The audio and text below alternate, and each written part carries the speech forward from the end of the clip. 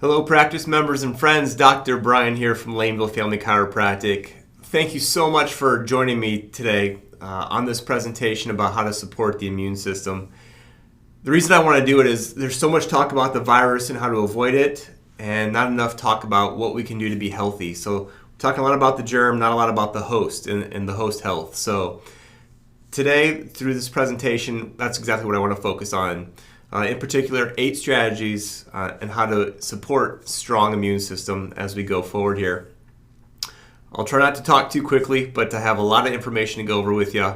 And my goal is that even that some of these things you might know or you might be doing well, that you can at least pull out a nugget or two and implement something that you're not already doing or improve it to some level to help support your immune system. So with that said, let's dive right in. All right, so for those of you who don't know me, just a quick introduction. I am an upper cervical chiropractor. I graduated back in '04 from Palmer College Chiropractic as a class valedictorian. I opened this practice here with my lovely wife, Dr. Ellie, back in 2007 in Willowbrook, Illinois, and we've been serving Chicagoland and beyond ever since, and very grateful to be doing so. Before I jump into the info, really important that we do follow the CDC guidelines, the local government regulations. Nothing that I say here is meant to contradict that in any way. So use common sense, be smart. This is serious stuff. We do want to avoid the virus if and when we can. But again, tonight we're going to be talking about ways to strengthen our immune system and be as healthy as we can during these times. So just a brief overview. What is immunity? The immune system is a set of body defenses against foreign bodies, against antigens.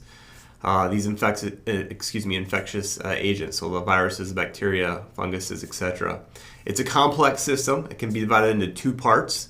We got innate immunity and we got adaptive immunity. Innate immunity is really our first line of defense. It's present in all living beings. As it says here, it's able to attack any external or abnormal agent. It represents the first barrier, like I said, of the defense of the immune system, because it reacts nearly immediately against a pathological threat and transmits information which mobilizes the other compartment of the system. Innate immunity, this would be like our hair, skin, nails, mucous membranes, and such. Adaptive immunity is our secondary line of defense. It needs a few days to develop, and it's only present in vertebrates. It's more specifically directed against pathogens, and it actually is the part that generates memory, which is good for us. So what is innate immunity? It's your inborn immunity. It's the natural protection that we're born with, our first line of defense, like I said, to combat infection. Upon detection of an infection, our innate response acts quickly to try to flush out the invader by producing extra mucus or cranking up the thermostat to blast it with a fever. Now, just a side note with that, a lot of times what we've been told throughout life, if we have a fever, what's the first thing we're supposed to do? Take something to reduce it, right?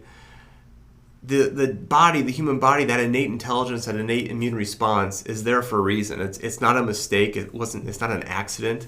A mild fever, even a moderate fever, is a very good thing. Our body heats ourselves up at a higher level to fight that infection. So if we're reducing it right away, we're not letting the body, we're taking one of the defense mechanisms away from the body. So again, mild fever, moderate fever, let the body do its job. It may not feel comfortable, but it will help the body fight it better and faster. So the geeky science stuff with the immune system. Innate immunity, like I said, first line of defense. We got different cells like the macrophages, the dendritic cells, natural killer cells. Adaptive immunity, the second line of defense, the part that has memory. That's going to be more of what you hear is your B and T lymphocytes. All right, so diving right in. How can we support this immune system? 8 strategies. Number 1 on my list today is exercise. The production of an antioxidant called extracellular superoxide dismutase. Say that really fast 3 times. It's increased with cardiovascular exercise. That's why exercise is so important amongst many other health benefits. But this antioxidant, it helps protect your body from oxidative stress and damage. It's this oxidative stress and damage also it's a part of this COVID-19 infection and a complication, especially within the lungs. So having more of this antioxidant to help combat that stress is of utmost importance. So I got an action step. Even just walking is a good place to start. If you walk for 30 minutes at a moderate pace, it's about 8,000 steps. The average person needs about 8 to 10,000 steps to maintain a normal baseline of activity per day. When we start upping that by 1,000 steps a day, then we can start, I think, burning about 60 more calories. So again, moderate exercise. If you're not walking, even if you can't walk 30 minutes and get 8,000 steps in, start for 5 minutes, start for 10. Just get started is the main thing. Also, as with just about anything, too much at once or too much in general has a negative effect on the immune system. So they've actually done studies with people sometimes when they run marathons that it can increase your susceptibility to actually upper respiratory infections, those kind of things. So you can get too much of a good thing. Moderation is always best. All right, sleep. Extremely important for your immunological memory. It enhances immune defense by using the nervous system to communicate with the immune system. Its long-lasting immunological memory comes from sleep initiating the adaptive responses and the immune system's time to the resting periods that we have. It allows our body to send energy-rich fuels to the immune system. So our sleep cycles are impacted by body posture, which is what we're directly trying to affect with your alignment in the chiropractic world. Physical activity, which we just talked about. Diet, temperature, and light. Lack of sleep puts your body into an inflammatory state, which has a negative effect on the immune system. So again, we're trying to reduce inflammation with actually a few of these strategies. But lack of sleep increases that inflammatory state, which is not good. So an action step, even with the changes in our daily schedules, a lot of people are working from home. They're not going to the office. They don't have that regular rhythm or routine. Their schedule's a little bit off. You got to try to maintain that schedule during your waking hours, and you got to try to maintain that regular healthy sleep schedule. Go to bed on time. Don't be binge watching Netflix at 11, 12, 1 o'clock in the morning. Maintain that normal sleep cycle and prioritize rest even throughout the day if you need some. If you're at home and you need a nap, maybe you can carve one of those in these days. And then you can see here the science source that we're getting some of this information from.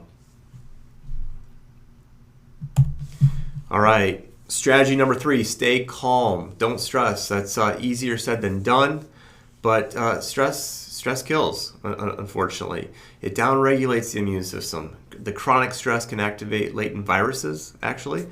The immune system of older people isn't able to respond to stress as well as younger people, which is, again, why, unfortunately, the older people are suffering more from this COVID-19 infection.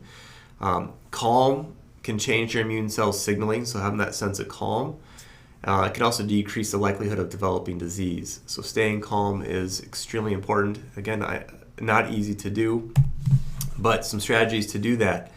Meditation, prayer, reading.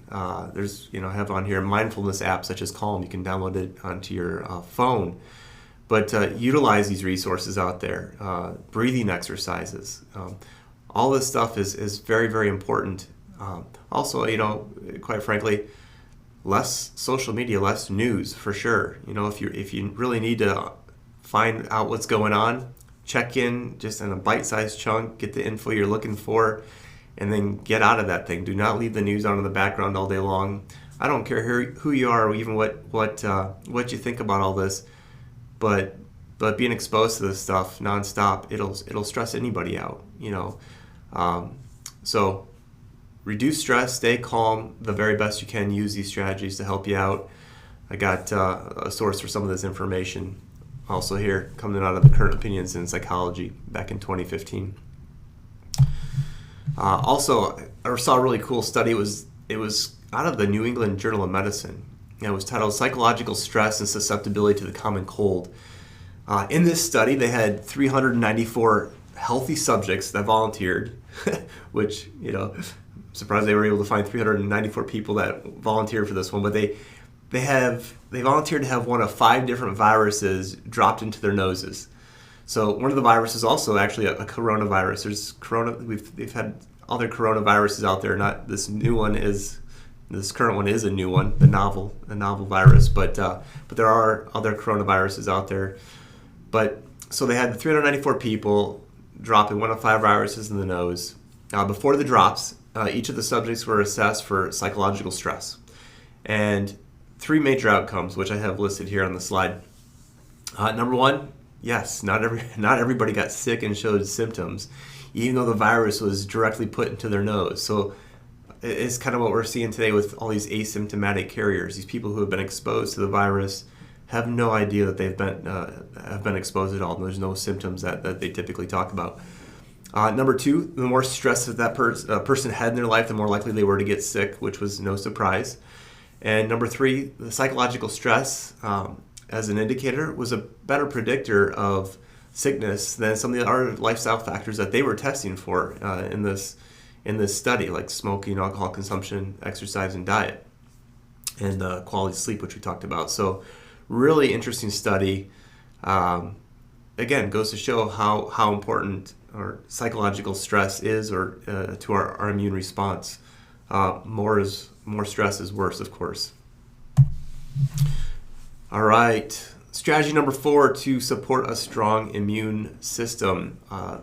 The sun, vitamin D. It's a little bit easier this time of year as I'm recording it here in the spring, but vitamin D synthesis, it's essential to keep your immune system strong. Vitamin D is that sunshine vitamin. It's also really necessary for the immune system. So action step, you don't need to get sunburned to get enough vitamin D. Just 5 to 15 minutes, really 15 would be better, of sunlight per day is great. So that's going to help with vitamin D production in the skin. The darker the skin, the more exposure time you're going to need because of the melanin in the skin. But get outside, get into the sun, get your vitamin D exposure. Very important for not just the bones, but again, the immune system. And we'll talk a little bit more about vitamin D on a later slide as we talk about what to eat, what to supplement with. All right, strategy number 5, alcohol. It will not kill the virus, not the type you drink anyway.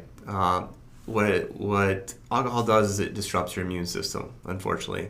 I know I'm not real popular, going to be really popular with some of you with this one, but it reduces your immune response and your ability to fight infections. So you do not want to be drinking a lot of alcohol, even though you're stuck at home and you might be stressed out. It's not a healthy, not a good coping mechanism, especially when we want to be have as strong of immune response as possible right now. Because it negatively impacts your innate immunity, that first line of defense, and your adaptive immunity. Disrupts the microbes in the gut, which your gut and gut health is super important for fighting this off and for increasing your immune system. So as you see your action step, again, just because you have a lot more time at home doesn't mean you should load up on drinking. Monitor your alcohol intake. Either eliminate it would be smart right now, or reduce it, or keep it at a moderate level. Okay, quite frankly. And again, this information's been out there, and I think a lot of us know smoking's another thing. You don't want to be smoking at all for the immune system. Don't start if you don't already, and if you are a smoker, now's a great time to find strategies on how to kick that habit. All right, strategy number 6, find natural ways to reduce aches and pains. Why? Because research shows that continued pain, it can negatively affect the function of the immune system. That immune system can modulate the nervous system and vice versa, so they're interconnected. The immune system, the nervous system, the immune system, and the endocrine system, the hormones, they all share two-way receptors, so they're all constantly talking with each other. Those are the 3 big systems that are keeping us alive. But the nervous system is the master control over all of them. But if you got aches and pains, you want to find natural ways to solve them. Whether it's through, again, adjustments and chiropractic, acupuncture, massage, lots of self-care ways to reduce pain or eliminate them. Naturopathic medicine, all these areas all these disciplines are trying to find the cause of the problem and help the body find natural ways to to really heal itself and to overcome the pain. When people have pain, a lot of times they take anti-inflammatory medications.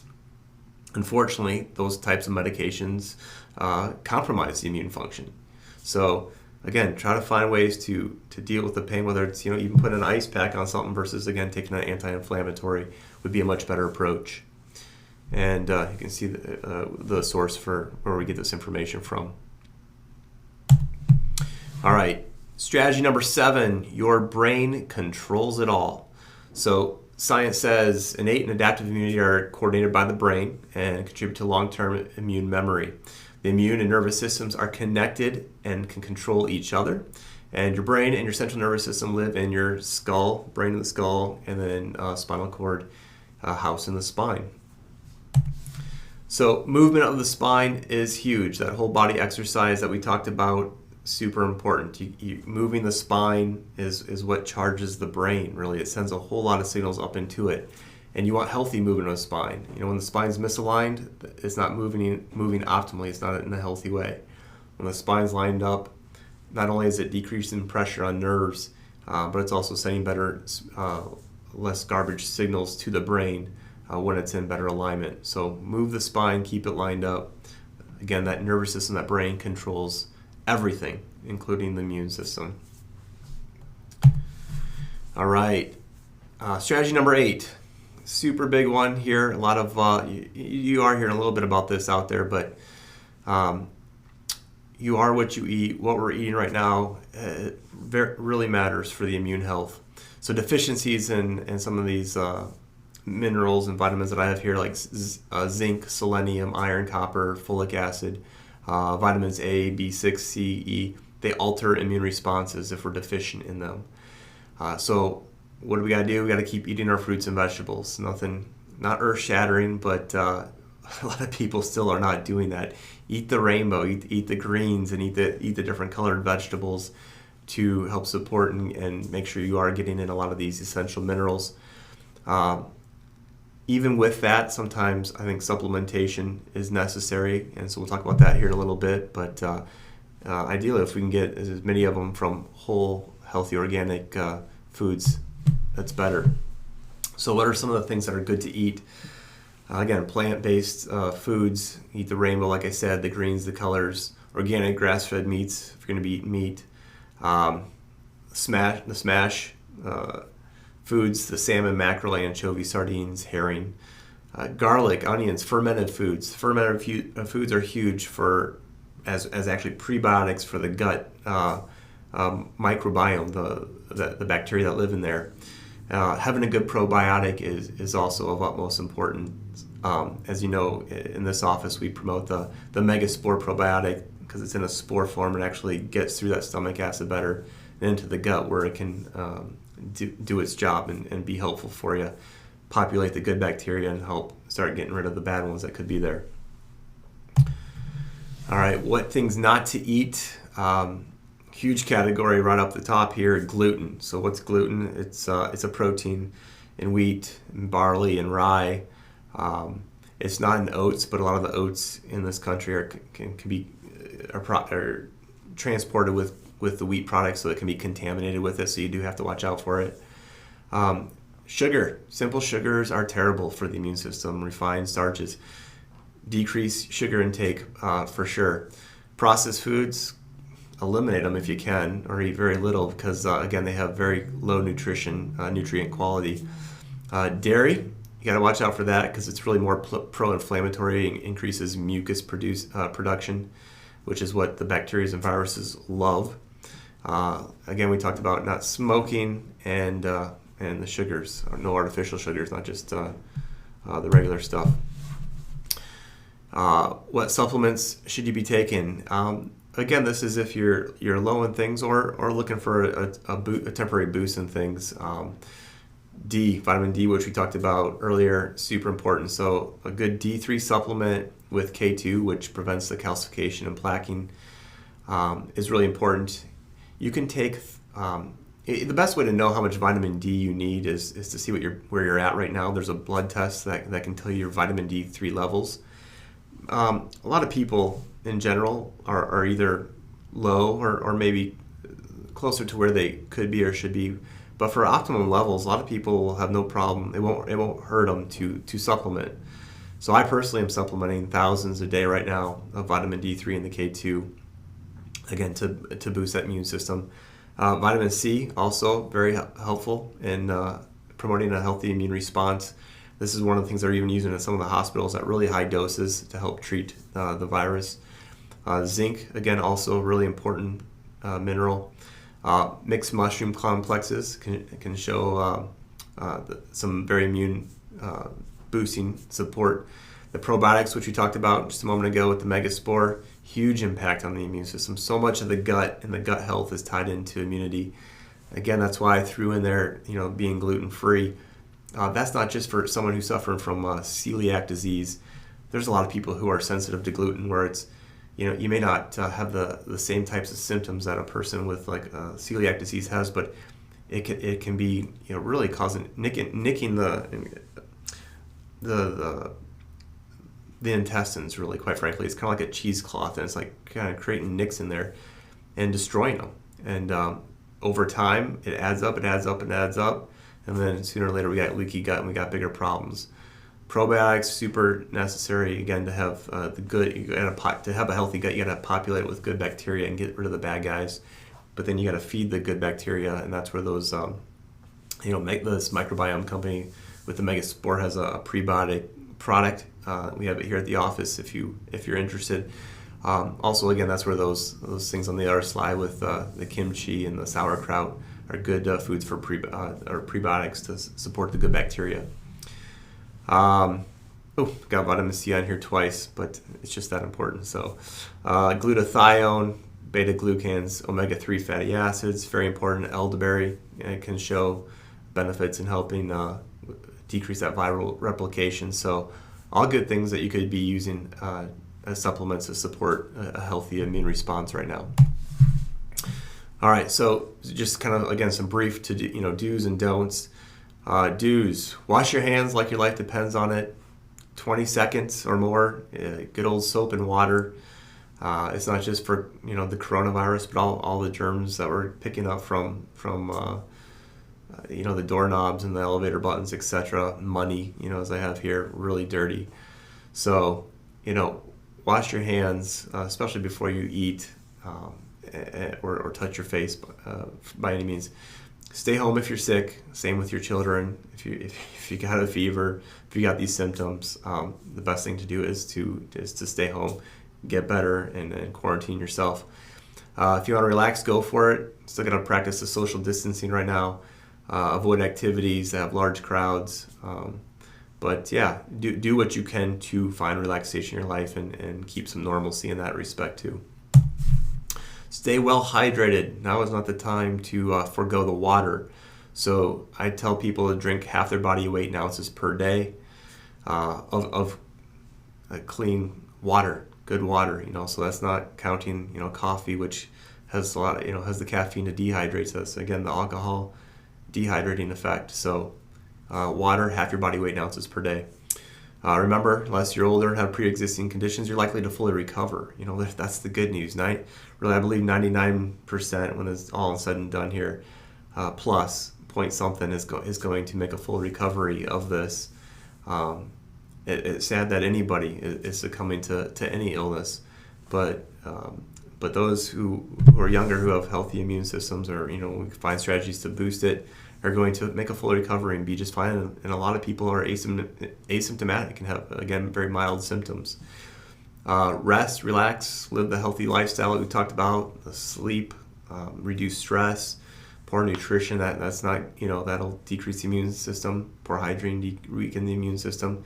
So these lifestyle activities matter a lot. And get adjusted. A lot of people are still coming in and getting their adjustments.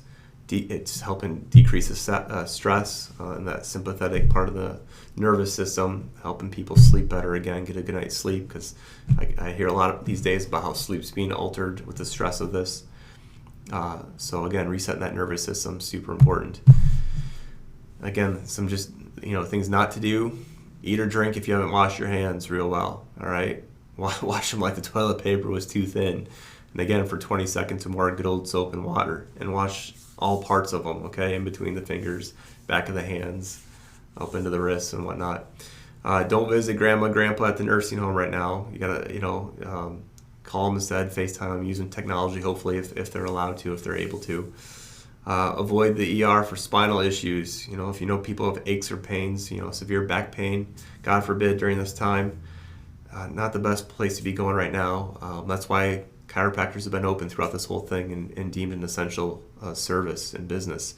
So chiropractors are open. Yeah, headaches, neck pain, back pain, those kind of musculoskeletal things. Avoid the ER and go into a chiropractor and find a more natural approach for this. Don't share ice cream, water bottles, cutlery, taste testing each other's food. Not the best time to be doing that and sharing those germs. Don't touch your face, pick your nose. If you must, wash your hands before and after. This is not easy to not touch your face. A lot of us are touch your face actually many times throughout the day. But again, that's kind of the importance for washing the hands is a little bit more often right now, and keep your hands off your face, especially your eyes, your nose, your ears, your mouth, around those mucous membranes. And then last but not least, don't believe everything you read on social media. There's a lot of hype out there. There's a lot of misinformation out there, a lot of hysteria out there, and that's what's causing a lot of stress and psychological stress in a lot of people, and therefore, again, decreased immune systems. It is hard to figure out who to believe and what to believe these days. I'm with you there. But misinformation, as I have here, says it's become an infodemic. And again, I wouldn't watch the mainstream media that much. Their job is to heighten anxiety and to sell time. They want people, really in a fear state, unfortunately. And it's not just now, it's always that way. But this is an easy thing to grab onto and get us all anxious about. You learn what you need to know, to be healthy and productive, and just know what's going on out there. But don't be glued to this stuff 24/7. All right. Join us. I've got we're putting out more content these days on our Facebook page, on YouTube channel, on our blog, on our website. So check these things out. Our website's chicagolandnuka.com. As you can see on this slide, our Facebook is facebook.com/NukaChiro. Just hit the like button, and then if you hit the following tab and then see first, you'll actually see us. Otherwise, we do get filtered. I think only like 10% of our fans actually see our content and when we post it out there. So if you really do want to see some of our inspirational posts or short videos and bite-sized nuggets and how to reduce stress and boost your immune system and those kind of things, check out that Facebook page, but go through this little series of steps so you can actually see that information. All right, and last but not least, if you have any questions, please don't hesitate you can call us if you want.